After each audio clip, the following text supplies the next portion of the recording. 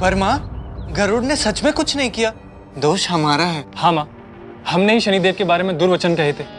संभव है कि उसी कारण उन्हें क्रोध आया होगा और फिर उन्होंने हमें अपनी वक्र दृष्टि से देख लिया होगा। पर तुम्हें शनिदेव के पास लेकर कौन गया था? माँ, वो तो उल्का पिंडों की वर्षा के कारण हम अपने पद से भटक गए थे। कितने भोले हो तुम लोग। जब गरुड़ अपनी इच्छा से वैकुंठ गया था, उल्का पिंडों की वर्षा तो तब भी हुई होगी, तो फिर गरुड़ अपनी पद से क्यों नहीं भटका? तब तो वो किसी और ग्रह तक नहीं पहुंचा था, तो इसी बार क्यों? तो क्या गरुड़ जानबूझकर? और नहीं तो क्या। और अगर ये सत्य नहीं होता तो गरुड़ सूर्य लोक की विपरीत दिशा में उड़ता ही क्यों? पर यह षड्यंत्र नहीं हो सकता भैया। शनिदेव के क्रोध से तो गरुड़ भी भयभीत था। हाँ काले भैया, पर गरुड़ तो स्वयं भी शनि ग्रह पर फंस चुका था। फंसा होगा, किंतु निकल भी तो आया, वो भी वरदान पाकर।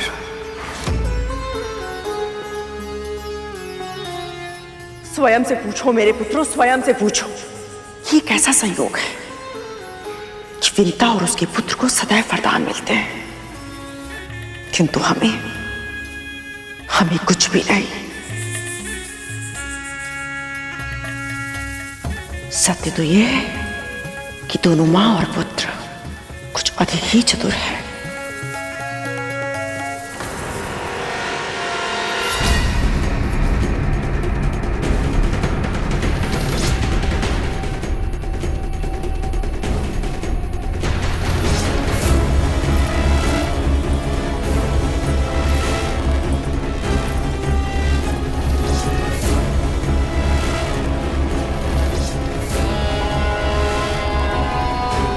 महल के बाहर से ऐसी भीषण दुर्गंध कहां से आ रही है?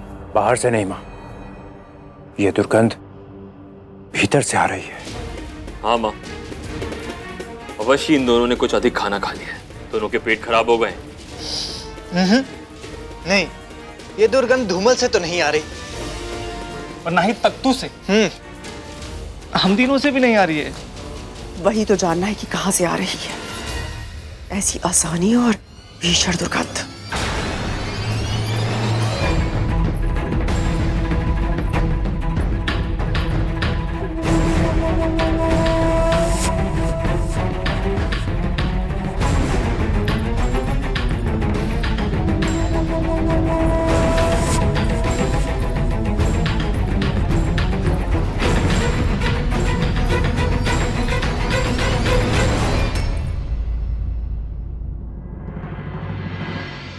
विंता, क्या किया तूने?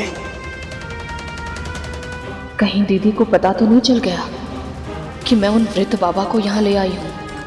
पूरे महल से दुर्गंध आ रही है और ये दुर्गंध तुझसे आ रही है। लगता है मेरे वस्त्रों में उनके घावों से बहता हुआ पीप लग गया होगा, जिस कारण ये दुर्गंध आ रही है। जा यहां से, पहले स्वयं को साक्ष कर, फिर पूरे महल को। जी जी महारानी।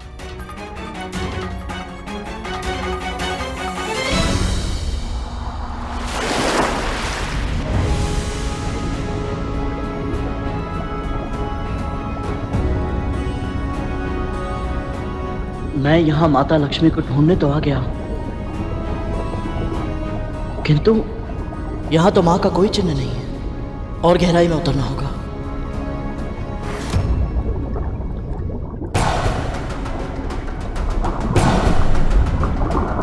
ये लताएं कैसी हैं? इतनी पुरानी और इतनी घनी।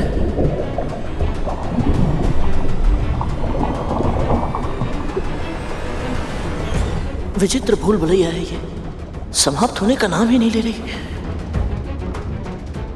ऐसे ही समय व्यर्थ होता रहा तो माँ के दर्शन कब करूंगा मैं? लगता है मुझे ही अपनी गति बढ़ानी होगी।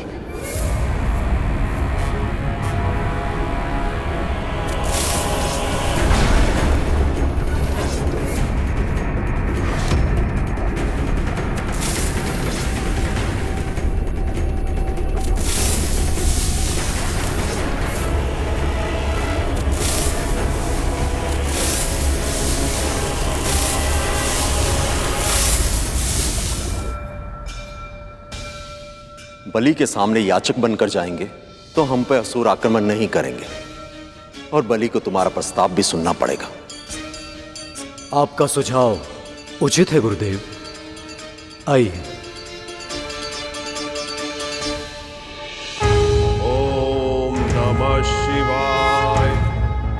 ओम नमः शिवाय।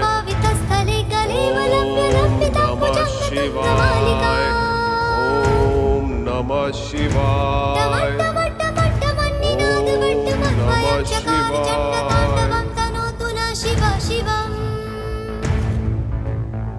ओम नमः शिवाय।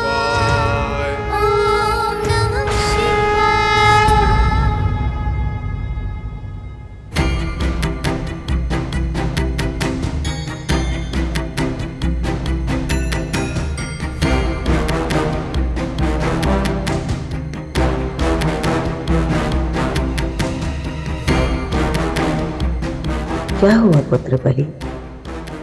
तुम इस नए रूप में चिंतित होकर बिल्कुल अच्छे नहीं लग रहे। तुम क्या सोच रहे हो? आपकी सूचना सही थी मां। ये देवता अवश्य ही कुछ ना कुछ षड्यंत्र रच रहे हैं। मुझे आभास हो रहा है कि वो यही है, कहीं निकट ही।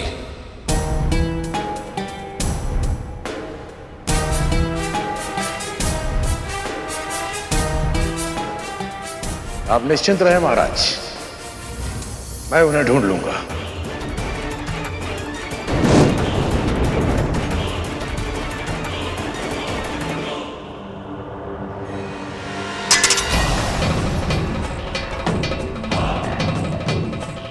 हम बड़ी दूर से आए, महाराज के दर्शन के अभिलाषी हैं।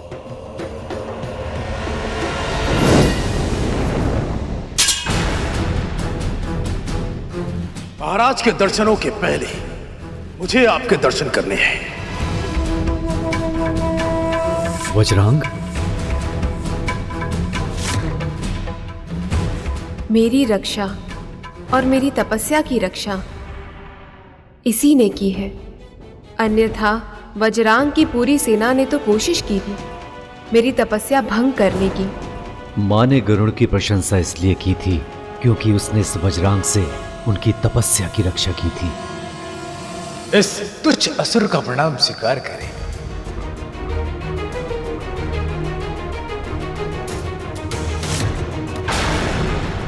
वज्रांग!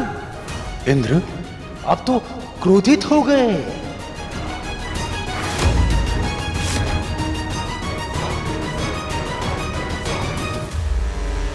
रुको बलि, वज्रांग संभाल लेगा।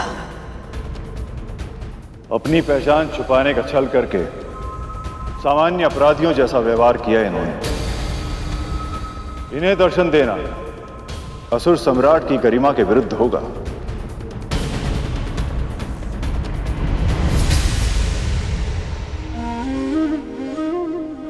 प्रभु, देवता याचक बनकर इसीलिए गए थे ताकि बलि उन्हें विनम्र समझे और भेंट करने के लिए तैयार हो जाए, किंतु अब तो ये सारे असुर देवताओं को बहरूपिया समझने लगे।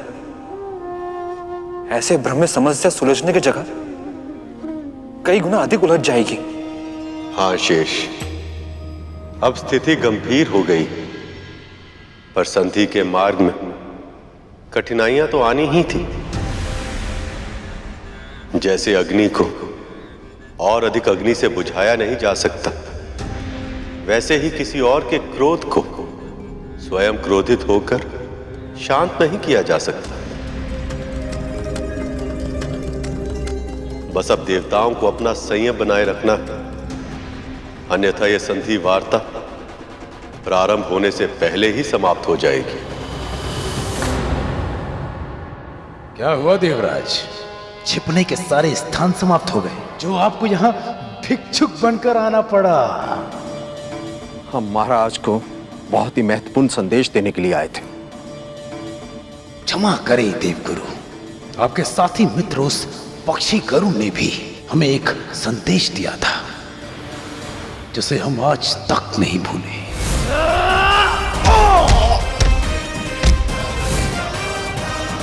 गरुड़ हमारा साथी नहीं है, उसने जो किया है उसके लिए कोई और नहीं, वो स्वयं उत्तरदायी है।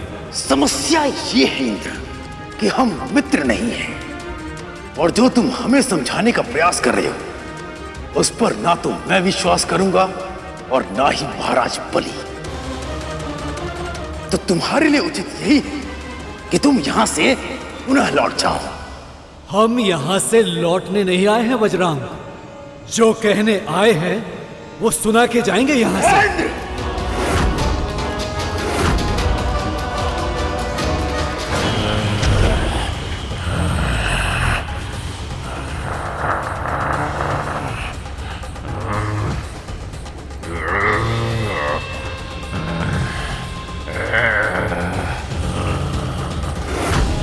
स्वर्ग में प्रवेश करने के पहले तुम्हें मुझे और मेरी सेना को पराजित करना होगा।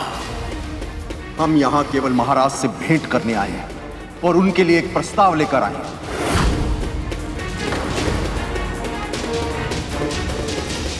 हमें आपके किसी भी प्रस्ताव की कोई आवश्यकता नहीं है।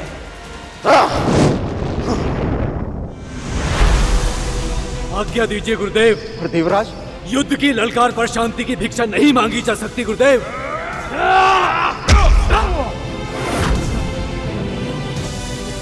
उधर गरुड़ सृष्टि के कल्याण के लिए अकेला मां लक्ष्मी को आपका संदेश देने गया, और यहाँ ये देवता यही भूल गए कि वो संधि करने गए हैं। ओम श्री महालक्ष्मी नमः। ओम श्री महालक्ष्मी नमः। ओम श्री महालक्ष्मी नमः। ओम श्री महालक्ष्मी नमः। ओम श्री महालक्ष्मी नमः।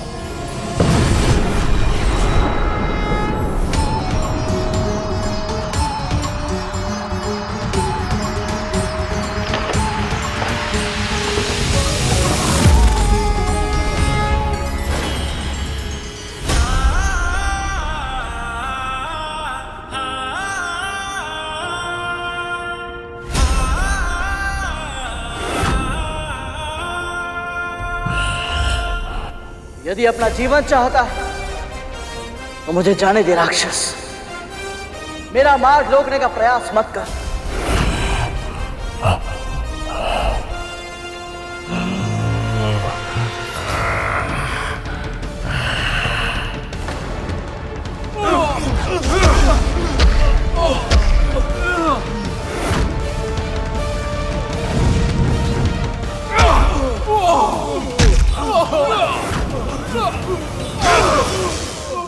प्रभु, जिसका भय था वही हुआ।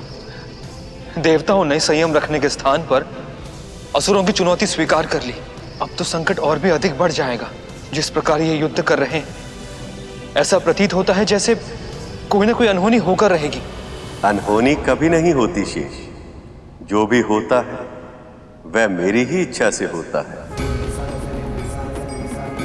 मैं ये युद्ध इसलिए होने दे रहा ताकि इससे दो लक्ष्य प्राप्त होंगे। एक तो देवताओं को यह पता चल जाए कि जब तक वे अमृत प्राप्त नहीं कर लेते उनके लिए असुरों से जीतना संभव नहीं है। इसलिए समुद्र मंथन के लिए जो कुछ भी करना आवश्यक होगा वो अवश्य करेंगे। और दूसरा लक्ष्य प्रभु? बलि को यह आभास होगा कि देवता भले ही शारीरिक रूप से दुर्बल हो, किंतु उनका मनोबल तनिक भी कम नहीं हुआ।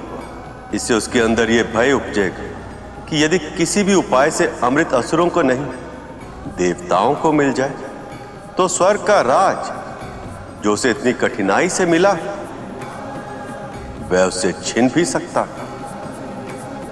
और ये भय ही उन्हें संधि करने के लिए प्रेरित करेगा। वाह प्रभु, क्या उत्तम योजना बनाई है आपने।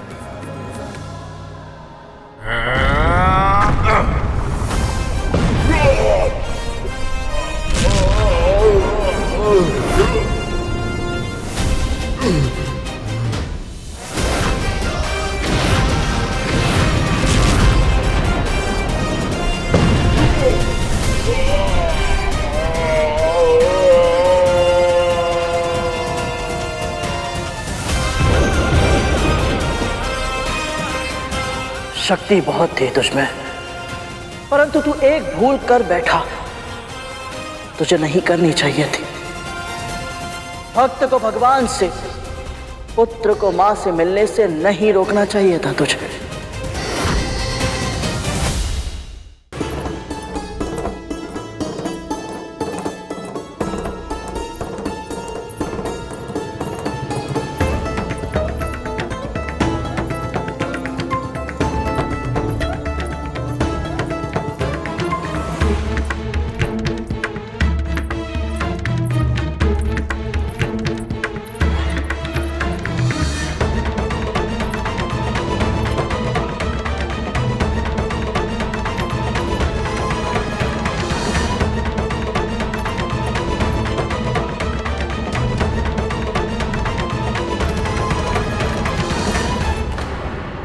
आज तो तेरा पुत्र घर पर नहीं है, तो फिर कार्य करने में इतनी शीघ्रता क्यों? तुझे कहीं जाना है क्या? नहीं नहीं तो महारानी, मैं भला कहाँ जाऊंगी। वो पहले इतनी देर हो गई थी और स्नान के कारण और अधिक विलंब हो गया। आप थक गई होंगी ना, इसलिए मुझे लगा कि मैं कार्य शीघ्र समाप्त कर दूं ताकि आप विश्राम कर पाएं। तो ऐसी बात है, ठीक है, तो फिर मेरे पांव दबा दे। तनिक थकान सी हो गई है।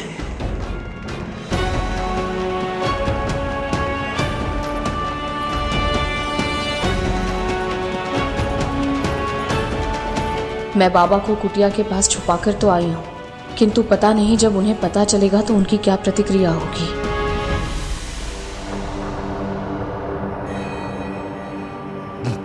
कैसी स्त्री है, मुझे यहाँ छोड़कर भूल गई।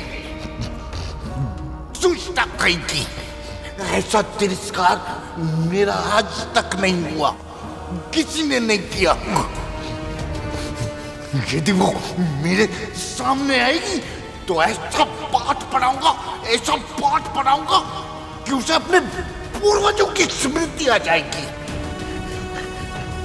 कैसे मुझे कूड़े की तरह यहाँ फेंक के चली गई। पाप लगेगा, बहुत बड़ा पाप लगेगा। यदि अधिक विलंब हो गया तो बाबा और चिड़चिड़े हो जाएंगे। कहीं ऐसा ना हो कि क्रोध में आकर वो मुझे कोई श्राप दे दें। प्रभु, ये कैसी विपदा आन पड़ी है विंता मां पर। न उदासता का कर्म त्याग सकती हैं, न मानवता का धर्म। अब क्या करेंगी विंता मां?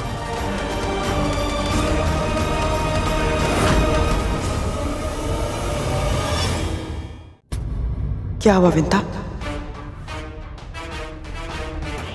कहाँ खोई हुई है? ना तो तेरे हाथ चल रहे हैं, ना मुख से एक शब्द निकल रहा है। यदि सच बताया तो कहीं ऐसा ना हो कि दीदी मुझे अतिथि को अपने घर में रखने से मना कर दे। पर यदि झूठ बोला तो मुझे अवश्य ही असत्य भाषण का दोष लगेगा। क्या करूं मैं?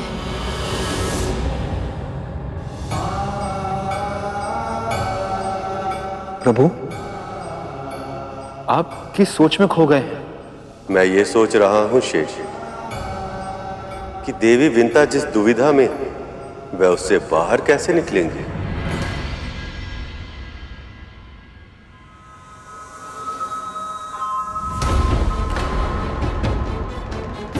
तुझे क्या लगता है मैं तुझे पहचानती नहीं हूं? तू बार बार बहाने बनाएगी और मुझे कुछ पता नहीं चलेगा। अंतिम बार तुझसे पूछ रही हूं, क्या हुआ है? सत्य बता। सत्य यह है महारानी कि मैं कथा के बारे में सोच रही थी। एक प्रवचन में मैंने सुना था। क्या सुना था? बहुत समय पहले की बात है। एक कसाई एक निरीह गाय के प्राण के लिए उसके पीछे पीछे दौड़ रहा था। अपनी रक्षा के लिए गाय ऋषि के पास जा पहुंची। कसाई भी उसका पीछा करते करते उन ऋषि तक पहुंच गया था। उससे ऋषि से पूछा कि गाय कहाँ है। ऋषि ने एक क्षण विचार किया और फिर विपरीत दिशा की ओर संकेत कर दिया। तो इसमें समस्या क्या है? समस्या नहीं, दुविधा है दीदी। ऋषि मुनि तो सदैव सत्य बोलते हैं ना, पर उस दिन उस गाय के प्राण की रक्षा के लिए उन्हें झूठ बोलना पड़ा था। उन्हें तो पाप लग गया होगा ना। कभी कभी तो इतने ज्ञान की बातें करती है कि ऐसा लगता है कि गृहस्थ धर्म का पालन करते हुए भी तू मन से सन्यासी हो गई है। किंतु कभी कभी ऐसी मूर्खता वाली बात कर देती है कि लगता है कि तूने शिक्षा ग्रहण भी की है, मेरी अज्ञानी है।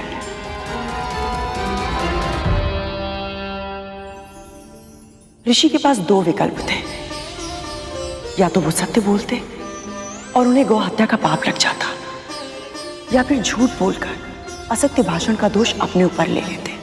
किंतु वो अच्छी तरह जानते थे कि गौ हत्या का पाप असत्य भाषण के दोष से कहीं अधिक बड़ा है। इसीलिए उन्होंने गौ की रक्षा के लिए झूठ बोल दिया। और वैसे भी किसी धार्मिक कार्य के लिए यदि असत्य भी बोलना पड़े तो उसमें किसी की हानि नहीं होती है। धर्म की रक्षा के लिए कहे गए झूठ से असत्य और धर्म की अवहेलना नहीं होती है। समझी?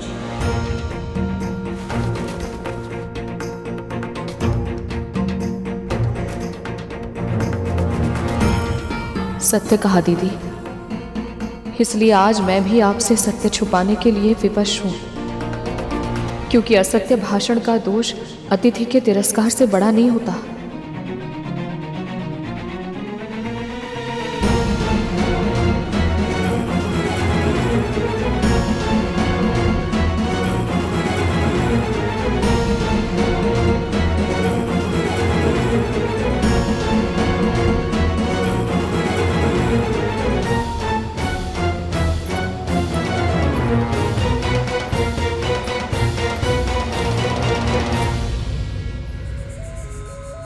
अवश्य मुझसे कुछ ना कुछ छुपा रही है, पर वो जो भी है मैं पता करके रहूंगी।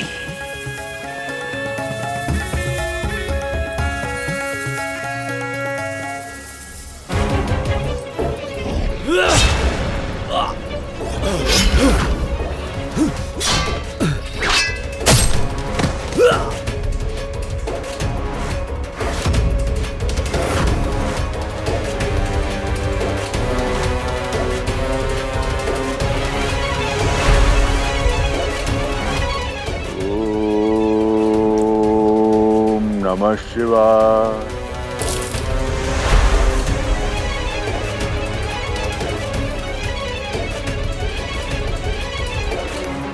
देवराज, ये असुर तो बार बार जीवित हो रहे हैं।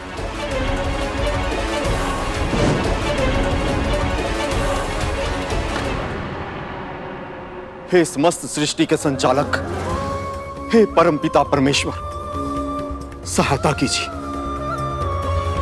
यदि देवता बलि से भेंट नहीं कर पाए तो हम प्रभु का संदेश उन तक कैसे पहुंचाएंगे?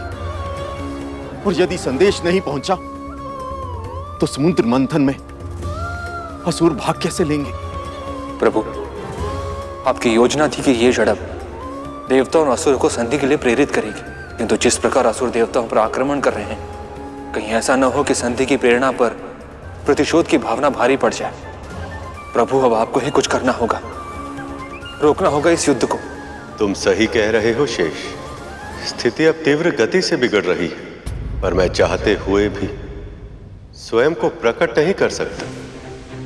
देवों और असुरों में किसी एक का पक्ष नहीं ले सकता, पर कोई है जो इस कठिन समय में हमारी सहायता कर सकता है, और उनका कहना असुर भी नहीं टालेंगे। वो कौन है प्रभु? नारायण नारायण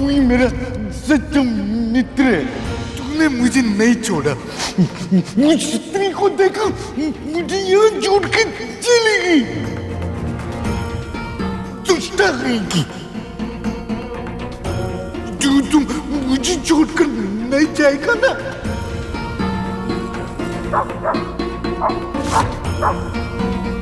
श्वान का इस तरह भौंकना, ये हो क्या रहा है मेरे महल में? और ये विंता कहाँ है?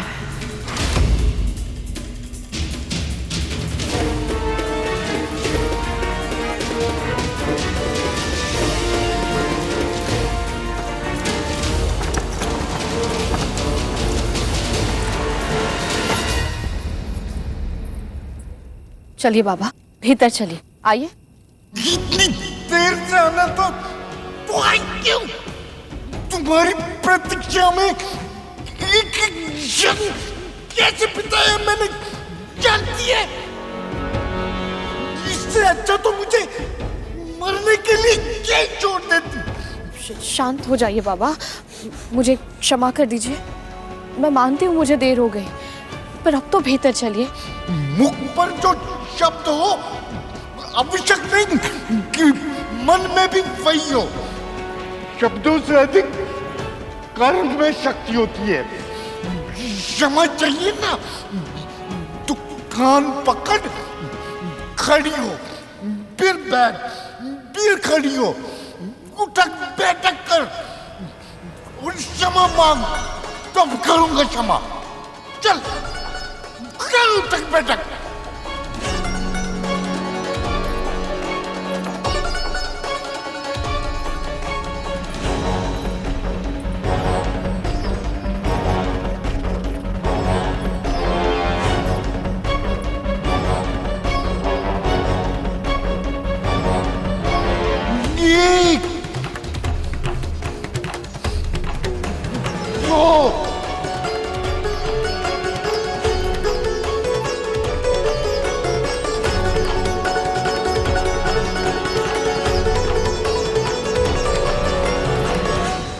बस कर। अब क्या कल तक उठक बैठक करेगी? उठा मुझे, चल। तू भी चल मेरे साथ, तू मेरा मित्र है। चल।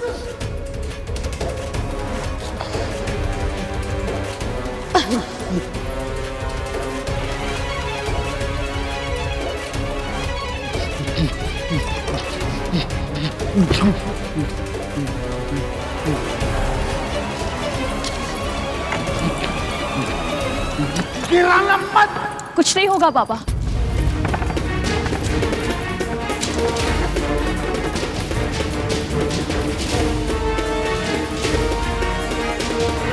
ये दुर्गंध कैसी? कितनी असहाय दुर्गंध है ये, मुझसे सहन नहीं हो रही अब।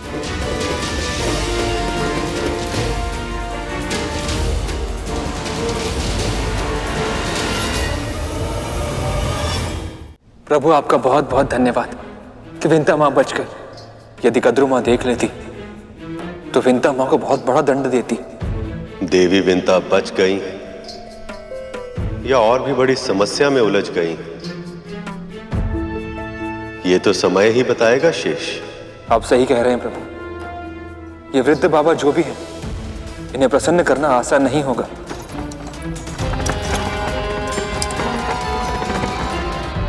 जिस प्रकार विंता माँ के सहारे वो यहां तक आए, लगता नहीं इतनी आसानी से जाएंगे। तन से इतनी भीषण दुर्गंध आ रही, और अकेले भी तो नहीं आए, श्वान को साथ ले आए हैं। इनके अस्तित्व को रहस्य रख पाना विंता माँ के लिए कठिन होगा। इन दोनों प्राणियों को महल के भीतर लाने के लिए वो पहले ही कद्रू माँ से सत्य छुपा चुकी हैं। पता नहीं अब और क्या क्या करना होगा उन्हें। आइए बाबा, संभल कर। वहां वन में मैं ही रंग था और मैं ही राजा था। ये तुम मुझे कहाँ ले आई है? क्षमा कीजिएगा बाबा, वहाँ वन में आपको अकेले छोड़ना उचित नहीं लगा मुझे। मैंने सोचा यहाँ आपकी सेवा और भी अच्छी तरह कर पाऊंगी। कर लेना सेवा, पर मैं बैठूंगा कहाँ? आप आइए यहाँ विराजी, आइए। मच्छी मारी गई है तेरी के आसन पर मैं कैसे बैठ सकता हूँ? क्षमा कीजिए बाबा, आप वहाँ विराजिए, मैं दूसरा आसन बिछा देती हूँ। हाँ आइए।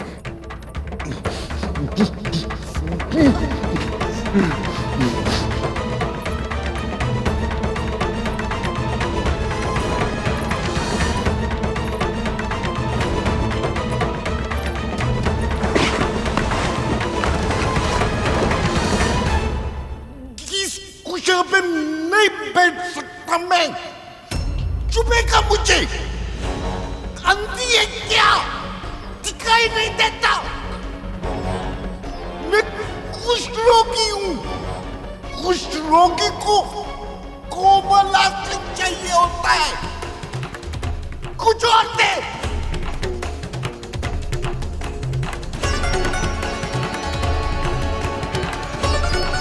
क्षमा कीजिएगा बाबा, कुछ और तो नहीं है।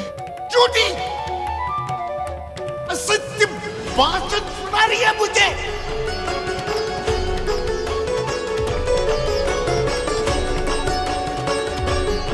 वो क्या है?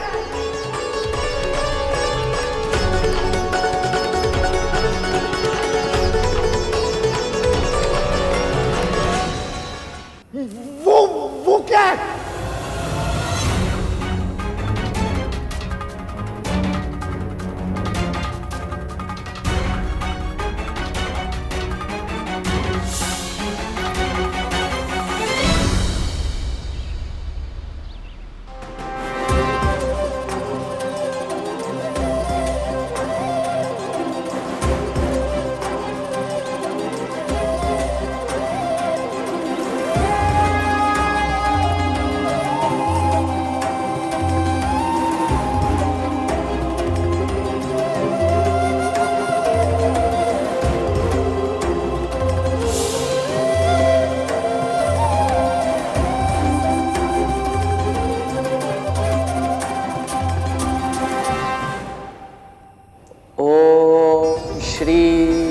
महालक्ष्मी नमः। ओम श्री महालक्ष्मी नमः।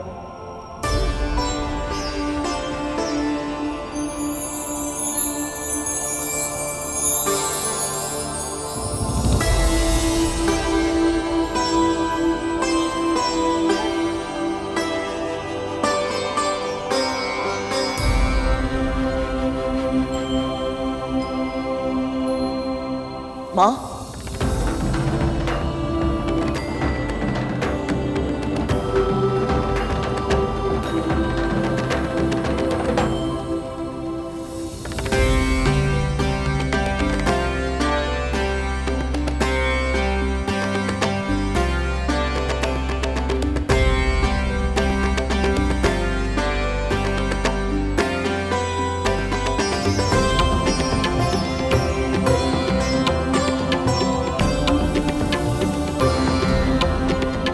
माँ,